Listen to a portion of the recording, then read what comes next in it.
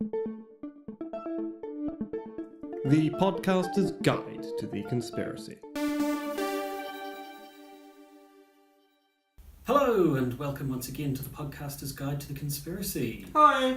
Co-located in Auckland, not like physically, not over the Skype with the beaming words through the ether and what have you. And the beaming didn't even really work particularly. Skype's got worse, hasn't it? Like, progressively so. It's almost as if they're deliberately making their own service more and more rubbish to get into Google's good books with Google Hangouts, because it does seem like Google Hangouts is what we should be doing next. Ah, there you go.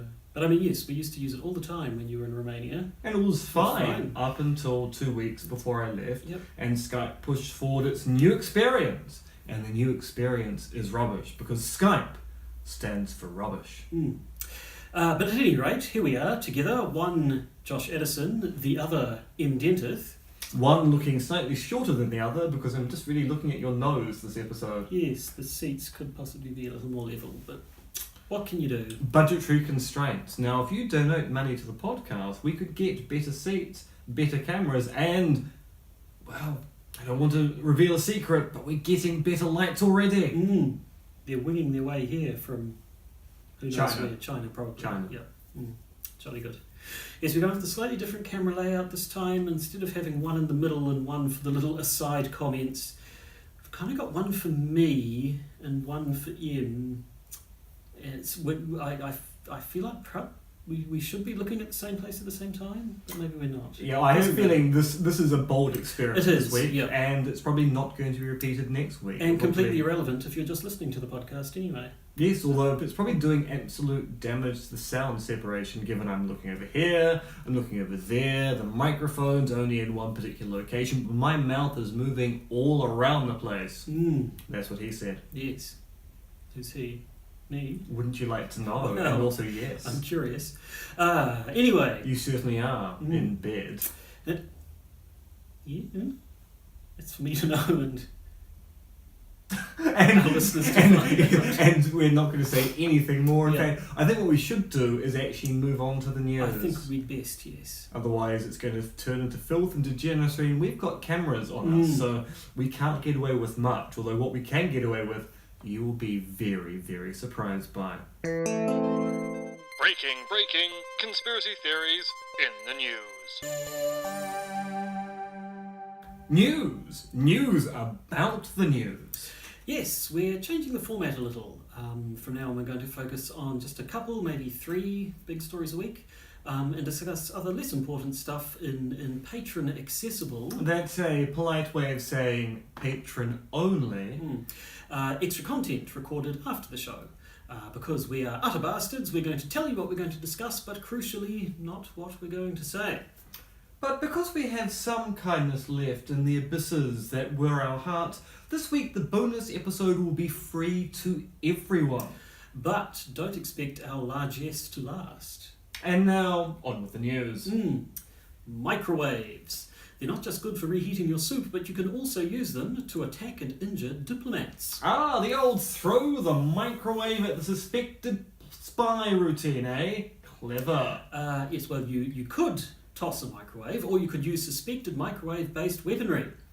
The director of the Centre for Brain Injury and Repair at the University of Pennsylvania, one Douglas Smith, now suspects that the second diplomats and staff at the US embassies in Cuba and Beijing have been attacked by microwaves. Now, we've covered this story many episodes ago. At the time, the medical team which examined the 21 affected diplomats and their families thought there was something wrong, but they weren't sure of the cause. We also covered the fact that other medical specialists have disputed that anything happened at all, and think that the suspected attack was just a mass psychogenic illness with people suffering normal wear and tear. Indeed, the dissenting opinion was very much focused on the idea that as we don't actually have a sense of normal brain functioning, let alone a metric for what state a brain should be in at a certain age, any investigation into a set of individuals working in a stressful environment is going to present symptoms which might be the result of stress or age or microwave weaponry, which has been researched by military powers and could provide a plausible explanation for the symptoms the diplomats and their families have been suffering. But we still don't know the who or the why of this purported attack, which gets us into the realm of conspiracy theory. When the attack was just centered in Cuba, it was plausible to think it was either the Cuban government or Cuban dissenters behind it all. But now Beijing is in the picture. The story of who is behind it is murky, as is the why. We'll keep you updated on the matter, as well as development of our own microwave-based weaponry. One word, catapults. But before we launch we're going with that? Yep. Before we launch ourselves into that endeavour, let's talk 1080. Now, we've discussed the use of 1080 poison in Aotearoa several times on this podcast, and how not only is it the most effective way to keep our fragile ecosystem pest-free, but also how there are numerous conspiracy theories surrounding the use of the poison. Did you know that 1080 is a mutagenic? Which presumably means it gives you superpowers. That because water has a memory, you don't even need to find trace elements of 1080 in the municipal water supply in order to be poisoned by it. This isn't whiskey I'm drinking, it's urine that passed through the same gut I used to process whiskey. It tastes terrible, and it's not even getting me drunk. And that 1080 is being used to make us docile, so Jacinda Ardern and the feminazis who run our government can raise the minimum wage and produce equality of outcome for all. Truly a dastardly plot to look after the country and improve our standard of living. Despicable. And now the anti-1080 activists have worked out a new way to get the average Kiwi on board. Spam. Yes, a Facebook group, Operation Ban 1080, which has 40,000 members, has worked out that they can swap comments threads on social media videos with two simple words: Ban 1080. And has it worked? Well, it's annoyed a lot of people, and we're talking about it, so kind of. Now, aside from the conspiracy theories which underlie the anti-1080 crowd, there is a curious aspect of their own organising here. They claim that all the social media protests they've been engaged in have been spontaneous and not at all planned, which is curious, given that the videos they tend to spam are short segments from the news, and getting a significant portion of your group's population to spam a segment is, well, quite the logistical nightmare. What have they got to hide? Now, it's possible that this is just all innocent fun. But given that many of the more financially clever members of the anti-1080 crowd are involved in trying to sell to the government a rival poison to 1080, it's not out of the question we're seeing some standard astroturf tactics here. And now from poison to social media. Poison by another name, how sweetly almond the taste. Yes, we can't always be complaining about Skype, although we really are sorry about the quality of last week's recording. Skype is getting progressively worse as a solution to video conferencing. Yes, it came out this week that Jack Dorsey, CEO of Twitter and @Jack, has stepped in several times now to protect users such as Alex Jones and Stephen Miller from having their accounts banned. Now, Twitter, unlike Apple, Facebook, Google, Stitcher, Spotify, etc., have allowed alt-right views to dominate their platform, with Dorsey claiming that the platform is left-leaning and liberal, and people like Jones and the like haven't actually broken any rules. Yet users are reporting the opposite. Pointing out someone as a Nazi sympathiser or advocates genocide or happens to be a TERF and the like is a good way to get banned on Twitter for posting offensive content. However, actually being a Nazi, advocating the new Holocaust, claiming trans people ought to die, etc., seems to not get you banned. So people have become a little wary about Dorsey's claims about Twitter and his own personal politics, and the fact that he's now alleged to have been shielding Jones, who had asked for people to literally raise up arms against their government he does not like, and Miller, who's promoted white nationalism. It's making people think that Twitter is not applying their standards equally across the board, but that people are covering up the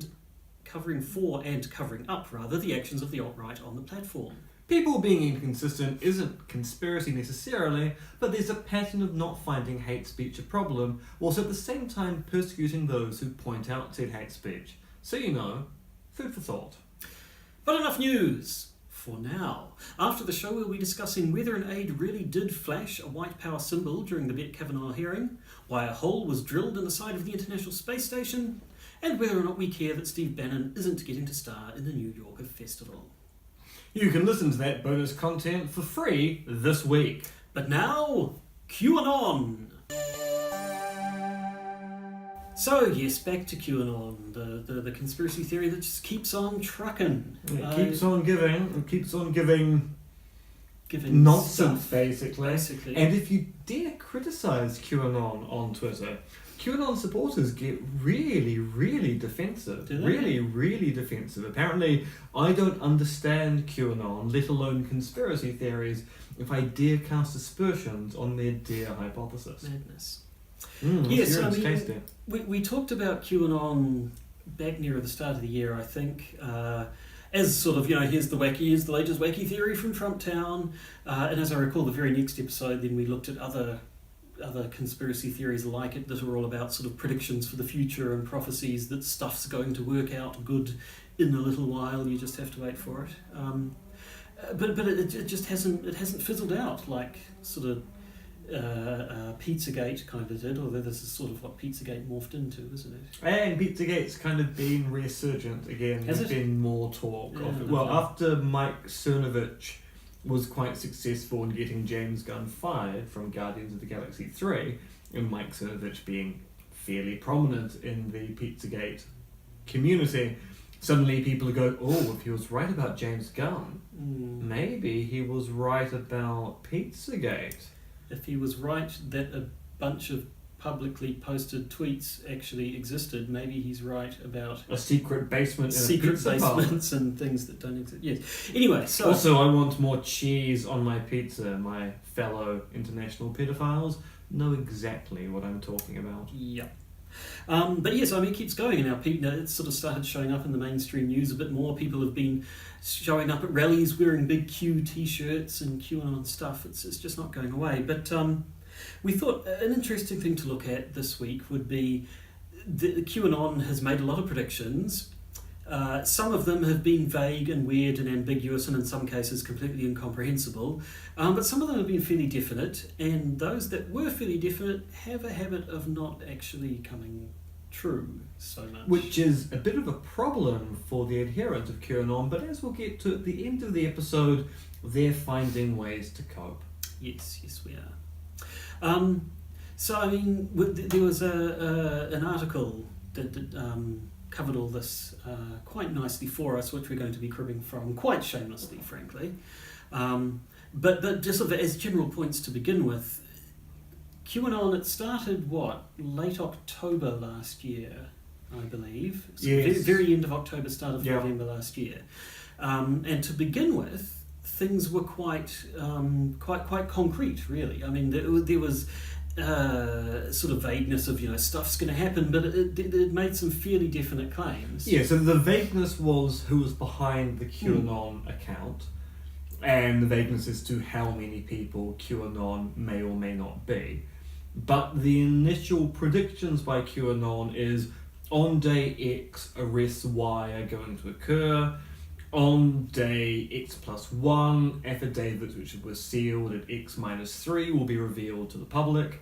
And so QAnon was making very, very bold claims that then just failed to come true. And then after that, as we'll see, the claims started becoming less definite. There was a much less stuff will happen on this date, and much more stuff will happen in a week. Stuff will happen soon. Big things are going to happen. Now, I should probably say at this point, the article that we're basing a large amount of this episode on is called "Here is Every QAnon Prediction That's Failed to Come True." It was published at dailydot.com. It was written by Mike Rothschild.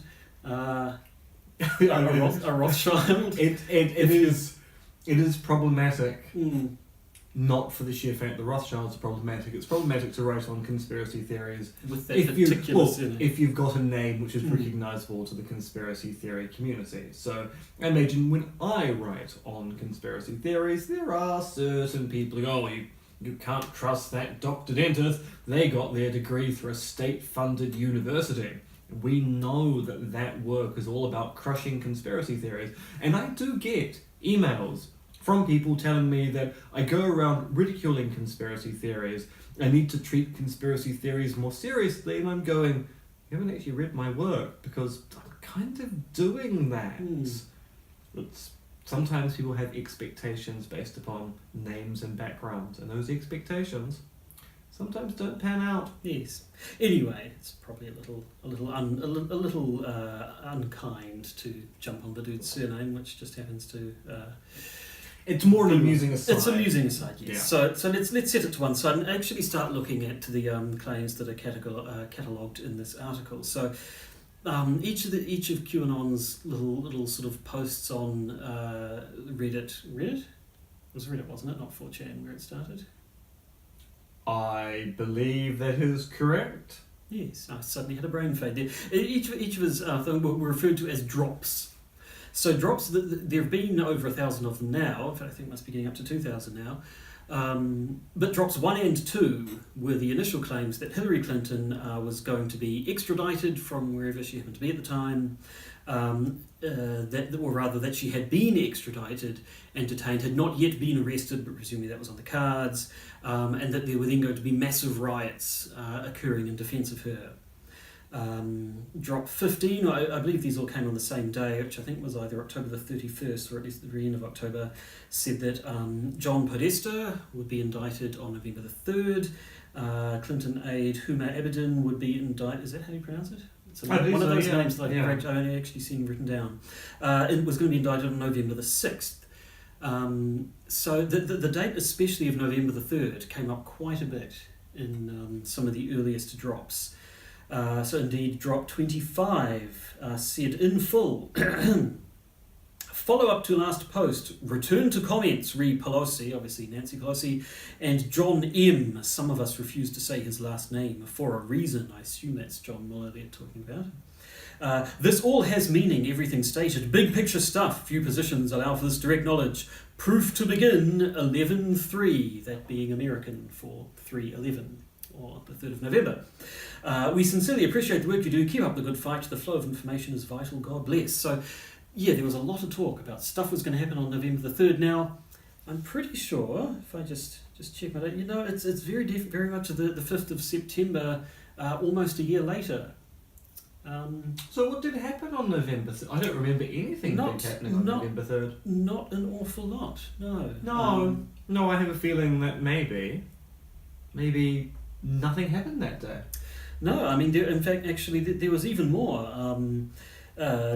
Drop 34, I believe, talked about all the stuff that was going to happen, that we were going to be taking back our great country, that everything he'd been talking about in secret would be revealed, not be openly accepted, which will result in riots, again, starting November 3rd.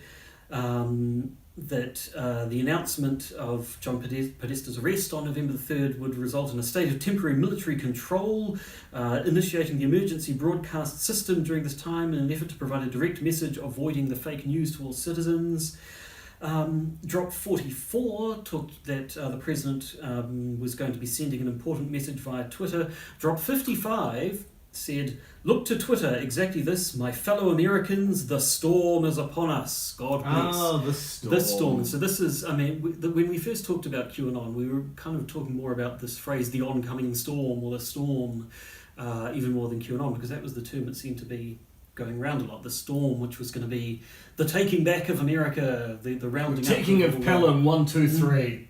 The rounding up of all the Clintons and the Obamas and the Podestas and all those people and all the deep state. Actually, again, that was something we were never quite clear on. Is the deep state the good guys or the bad guys? It depends on who you're talking to. So either they were going to round up the deep state or the deep state was going to round up the enemies of it. And it was all going to happen. Drop 65, which I think was on or just before November the 3rd, Q said, it has begun. Drop 67 said that news of John Podesta's military plane being forced down would be leaked, and a prominent fake news anchor was going to be pulled off the air during these announcements. And yeah, didn't happen. No, I don't remember anything happening with John Podesta, and I certainly don't remember any news anchors being yanked off the air in the US. Strange. But of course, as we all know, that didn't stop at all. But it did stop getting quite so specific, at least a lot of the time. So where are we? So there was a lot more dates went from being November the 3rd, November the 6th to next week. As I said, lots of. I think one drop was big next week, and then another drop saying next week bigger. Just starting to sound a little saucy to me, if you ask me. But Next month, tumultuous and tumescent. and Leon's Getting getting larger. larger. This was a bad day to give up sniffing glue.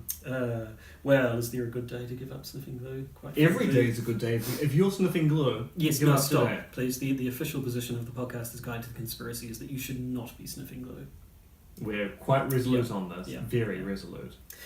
And sort of it went on and on and on. On December the 10th of last year, Drop 326 said that false flags are about to occur, to expect fireworks. Apparently around that time there was a partially detonated pipe bomb at New York's Port Authority bus terminal. So the Q... What do they call themselves? The adherents of the QAnon conspiracy theory. They're not Q heads, Q-ophiles, Q-onauts. I actually have no idea. I don't know if there is a what group now. Whatever they call themselves, they Constance. they jumped on that one. Actually, isn't there the thing where they've started referring to the drops as crumbs, and then these guys refer to themselves as bakers who take the crumbs and assemble them into dough, which is not how baking works. And also, That is they not are how- missing. They're missing a chance to do a great reference to Danger Mouse. Crumbs their penfolds. No, but anyway, so that was sort of something where they said a thing was going to happen, and then a thing happened, and they could sort of point at that. But again, nothing definite. But Drop 647. Q appeared to predict a major event involving the Department of Defence on February the 1st of this year. Nothing happened involving the Department of Defence, or indeed any government department I'm aware of, on February the 1st. Now, then we went back to good old Clinton with Drop 854, which came on March the 5th of this year. Another one to read in full. Is the stage set for a drop of HRC plus sign plus sign plus sign plus sign plus sign plus sign plus sign plus sign plus sign raw vid 5:5 x vid 5774? Now, I don't know about you, but that means absolutely nothing to me. Well, good thing it goes on. We have it all. Reread, restage. The nail in many coffins. Liberal undo. Impossible to defend. So supposedly he was saying that they have irrefutable video proof of Hillary Clinton up to something indefensible. Supposedly a right-wing conspiracy theory. She was eating pineapple on pizza, wasn't she? That would have been bad enough. They were possibly suggesting something even worse than eating pineapple on pizza. I'm glad to see, by the way, that we are both on board with the idea that pineapple on pizza is a travesty, is an offence against God and all that is holy. It's true. It isn't, in fact, one of the worst things you can possibly do. If you put pineapple on pizza, we have no wish to know you, sir. We do, or at least we don't want to come around for dinner. No. Anyway, some people. This video existed of Hillary Clinton and Huma Abedin doing something horrible to a child. Like giving them pineapple on pizza. Or even, it's the core. It's what's been missing from the QAnon conspiracy theory. They haven't worked out that the core precept here is telling people the greatest crime that Hillary Clinton committed and Donald Trump doesn't commit is having pineapple on pizza. We have blown this story wide open. It's case closed, people. QAnon is over. We have solved it. DOD were going to reveal that pineapples cannot be put on pizza without them being considered weapons under the Geneva Code. The info drops that were being released were health warnings to people about putting pineapple on pizza. And if you think about it, the 3rd of November as a number almost describes the shape of a pineapple. I'm not seeing it.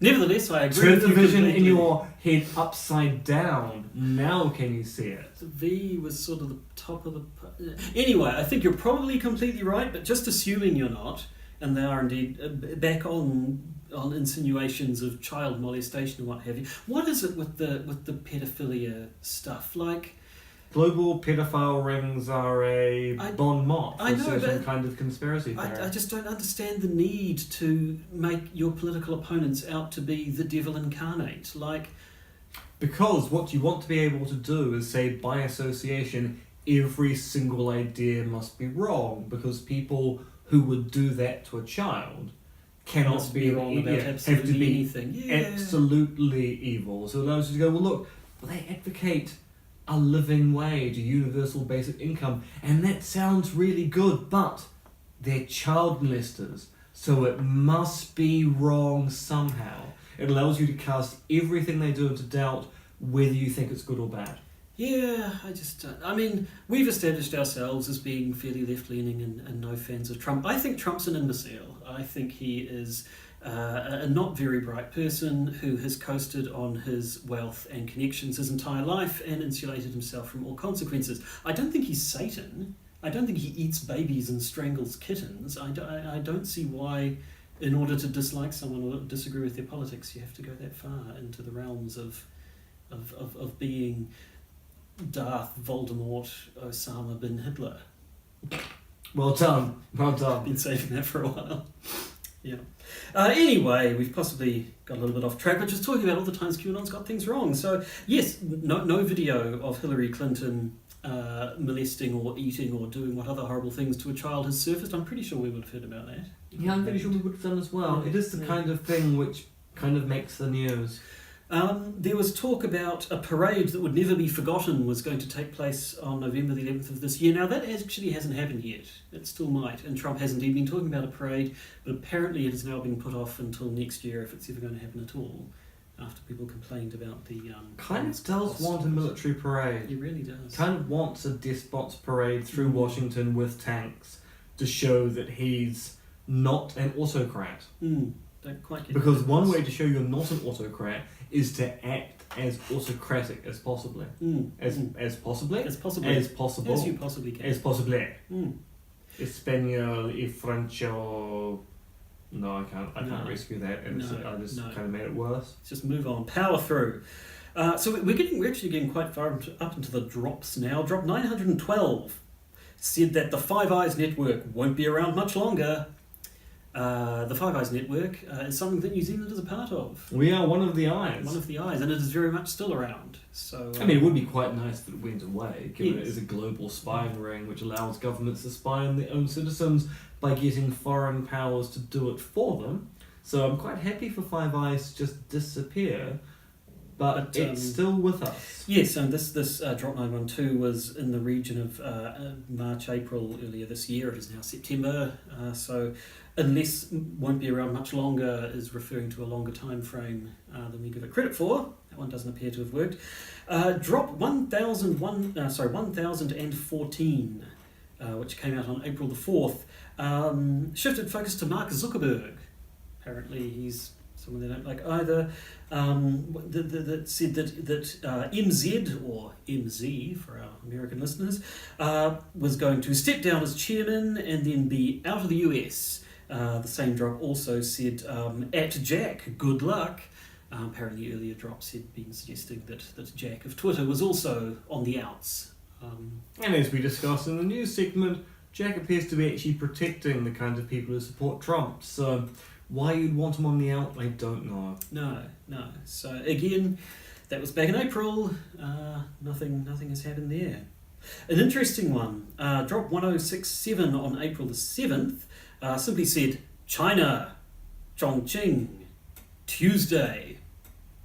So Tuesday, the next Tuesday after that particular drop was Tuesday, April the 10th. Nothing appeared to happen on Tuesday, the April the 10th, in the city of Chongqing in China. So, yeah. That's just one of those things, isn't it? Yep, maybe it was... I'm sensing a pattern here of predictions which don't come true. Yep. But I'm sure things are about to change. You're right, because drop 1594 said, July 2018, the month the world discovered the truth. And as we recall, the truth was discovered on July 2018. It's true. In fact, I got a lot of truth that month. I had a lot of truth, and then I had to drink quite heavily to forget it, which the rest of the world did as well. So unfortunately, even though that did occur, nobody remembers it. Bit of a shame. And then, yeah, I mean, and as we said, as it's gone on and on and on, it's just got less and less definite. The phrase "something big is on the way" has shown up in multiple drops. We've got 1687, 1708, 1748, and 1802. What a great overture that one was as well. And then things either became indefinite or simply just fired off into the more distant future. So no more stuff's going to happen next Tuesday.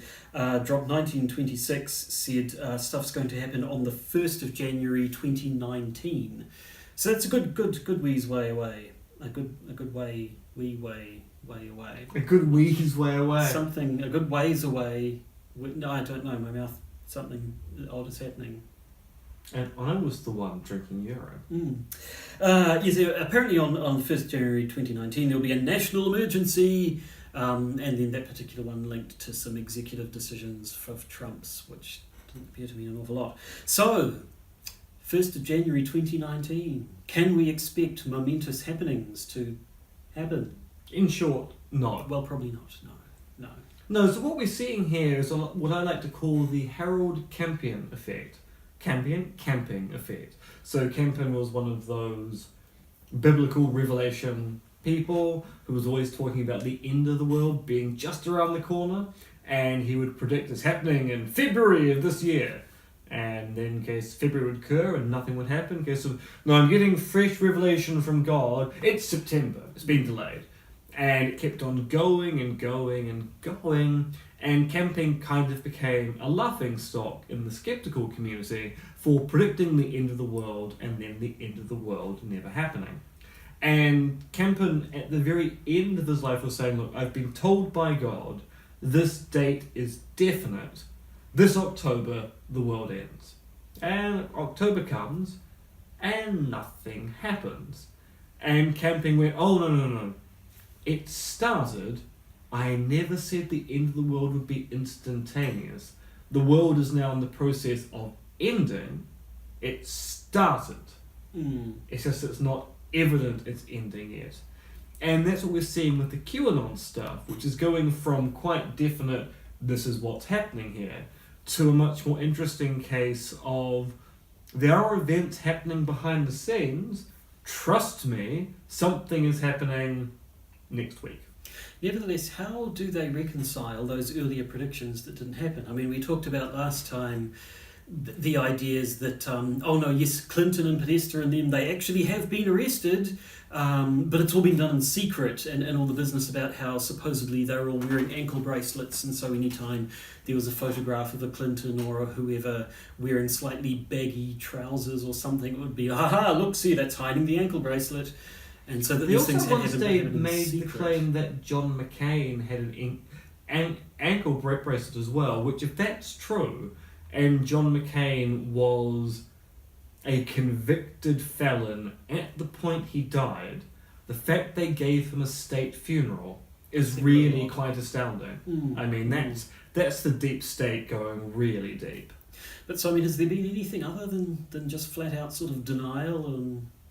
So yes, you get the people saying it is happening, we just have to trust in QAnon, and also apparently Donald Trump is the most ethical business person to have ever lived on the earth, according to the defenders of the QAnon crumbs, which I find really quite fascinating. So yes, they're going, look, it is happening, we just have to have trust. Some of the members of QAnon want to start suing the media for making fun of QAnon, because they're of the firm belief that, as it is true, if they do discovery, they'll be able to prove the media is covering up what's really happening behind the scenes. So there's a certain segment of the QAnon population who really do believe these events have occurred and the media is lying and covering up those occurrences. Right. So we're maintaining the fiction that Hillary Clinton is free, presumably using body doubles of some kind, because she's rotting in a cell with John Podesta somewhere. Right. The Clinton you saw on TV the other day, that's just Paul McCartney's double in a wig. Well, that makes perfect sense. I think you'll agree. And other members of QAnon are having huge social issues because it turns out that when you're really into the QAnon conspiracy theory, then you tend to be really, really into the QAnon conspiracy theory. And if you've got family members like siblings or a partner who doesn't understand why you're spending large sums of money to attend rallies that never occur, or buying up big to move overseas for a disaster they're fairly sure is not going to come, then you're finding people becoming estranged or divorced from their loved ones. So there are huge social consequences to holding on to this particular theory, and it is quite fascinating to see that adherents really by this particular point in time are sticking with it. And that's presumably because it works on the same way that 9/11 scams work. Once you get someone buying into the narrative, they've already expended enough capital, whether it be financial or psychological or emotional, that they kind of have to keep going down that pathway or admit they've wasted their time on a lie.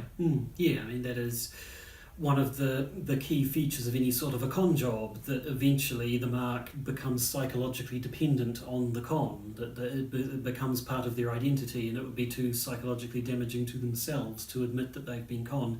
And at that point, they're doing the work for you. You know, they're doing the work for the con man, who just needs to sort of sit back and watch.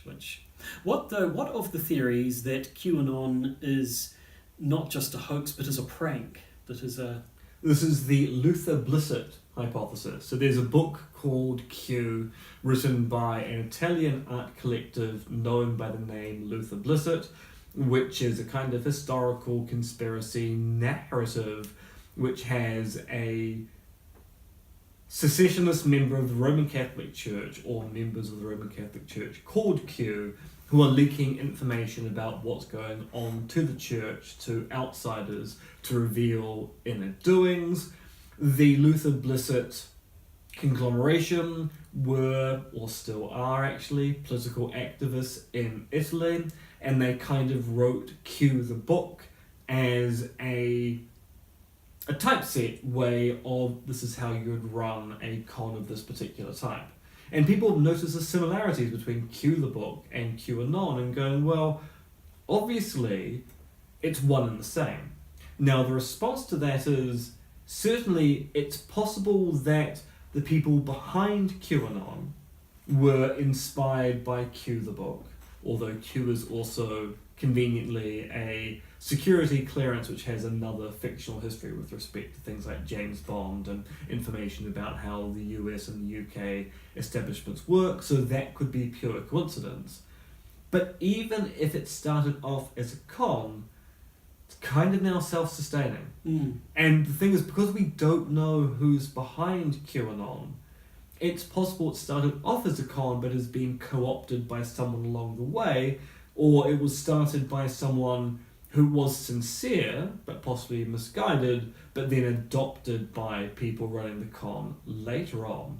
The anonymity of Q is actually what makes QAnon so fascinating. We don't know who is behind it, and not knowing who is behind it allows us to hypothesize in a vacuum to our heart's content. Yes, and it makes it much harder to think about any idea of sort of a motive. Assuming it is a hoax or a con or something, you can look at your Ponzi schemes and see, you know, obviously it's all being done to enrich the con man or con person. You look at the sort of religious, the biblical ones, it's generally about getting a whole bunch of people into a compound and making them have sex with you. But for QAnon, it's hard to see what anyone is actually getting for it, other than the nice feeling that all these things you believe about the world are really true and it's all going to be okay. Yep. It's all rather disturbing. So there we go. Will this be the last we ever talk about QAnon? Probably not. Probably not. It seems to have a bit of tenacity to it. So if anything interesting happens, if, for example, one of its many predictions actually comes true in a dramatic way, then we'll be sure to talk about it. But based on past form, doesn't look like that's going to happen. It doesn't seem like we should be holding out much hope for a dramatic... Although, that being said, QAnon has now made so many predictions of now increasing vagueness. Something is going to happen in the next 3 or 4 months, which is as close to satisfying a prediction as you can get, which is going to cause people to go, look, it was true the entire time. This one thing happened. It's all true. Everything you believe is a lie. Yes, it is taking on sort of Nostradamus-like qualities, I think, yes. But anyway, I think for now, for the purposes of this episode, we've said all we need to say. We have. So, what we're going to do right now is say goodbye and end the episode, but then we're going to go and record our extra little bonus content malarkey. Yes, now normally this bonus content would be for patrons and patrons only, and you'd be able to get access to it by becoming a patron for as little as $1 a month, although we would encourage you to give us, say, $2 or $3 a month, because we've got new cameras to buy, better microphones to get, and of course that facelift that we both need. We're only getting one facelift between the two of us, so it's going to be very, very disconcerting. Yes. But it's going to be the same face. So when we turn in the right way, it's going to look fantastic on camera. And also horrify our loved ones, of which, of course, we have none. Yes. So the bonus content, I'm assuming, will be audio only, given that we don't have a way of putting up gated videos. Technically, we do with Patreon, but not with the Podbean stuff. So, although actually, technically, you could also do it with the Podbean stuff as well. But it's probably easier to do the bonus stuff just as audio for the time being. But who knows? Who knows? If you give us exciting moolah, people who want to hear bonus content as opposed to our existing patrons, then maybe we'll get an even better camera. Who knows? Who knows? But until then, we will make a show of saying goodbye, and then actually go and do some more stuff. Indeed. So goodbye. Wink, wink. La rivedere. Wink, wink. You've been listening to the Podcaster's Guide to the Conspiracy. It is written, researched, and performed by Josh Addison, aka Monkey Fluids, and MRX Dentith, aka Conspiracism on Twitter. This podcast is available where all good podcasts can be found, as well as iTunes, Podbean, and Stitcher. It can also be watched on YouTube. Just search for the Podcaster's Guide to the Conspiracy, or, if you happen to be technophobic, consult the auguries. You can support the Podcaster's Guide to the Conspiracy via our Patreon page, as listed in the podcast description, or just by searching for us on Patreon. You can also support us via the Podbean patronage system, if that is more your style. You do you. If you want to get in contact with us, why not email us at podcastconspiracy@gmail.com, or find us on Facebook. And remember, Soylent Green is Meeples.